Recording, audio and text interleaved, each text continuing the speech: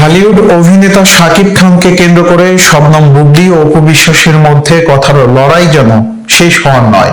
মাঝে মাঝে বিরতি থাকলেও ফের আক্রমণ পাল্টা আক্রমণ করতে দেখা যায় তাদের।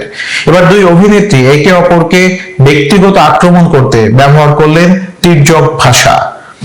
সম্প্রতি পরিচালক মোহাম্মদ ইকবালের সিনেমা থেকে সরে দাঁড়িয়েছেন শবনম বুবলী। এর কারণ হিসাবে তিনি জানিয়েছেন, শাকিব খানের নামে আপত্তিকর মন্তব্য করার জন্যই সেই সিনেমা থেকে সরে যাওয়া এই সিদ্ধান্ত।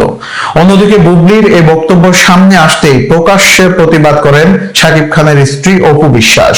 এটিকে বুবলীর গেম প্ল্যান হিসেবে মনে করেন অপু বিশ্বাস। গণমাধ্যমকে অপু জানান, নিজের সিনেমা থেকে বাদ পড়ে আবার শাকিবকে এখন দেয়াল হিসেবে ব্যবহার করছে। দুর্বল গেম প্ল্যান সবাই বুঝে গেছে। সিনেমা থেকে বাদ না পড়লে শাকিবের প্রতি এত দরদ দেখানো কোনো বাক্য বলতেনই না। অপু বিশ্বাসের এ কথায় চটে যান শবনম বুবলী। এমনকি অপুকে ছাগলের 3 নম্বর বাচ্চার সঙ্গেও তুলনা করে তিনি বলেন, যে মহিলা আমার নামে এসব বলছে, তিনি কে ছাগলের 3 নম্বর বাচ্চার মতো তিরিং বিরিং করেন আমাদের মাঝখানে। আমাকেও আমার ছেলেকে টেনে আনেন সব জায়গায়। কি সব নোংরা শব্দ ব্যবহার করেন।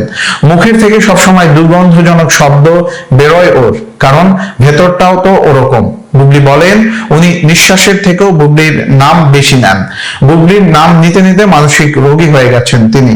সদ্য মুক্তি পাওয়া রিভেঞ্জ ছবির এই নায়িকা আরো বলেন, ভাইরাল হওয়ার জন্য এমন কিছু নেই যা করছেন না তিনি।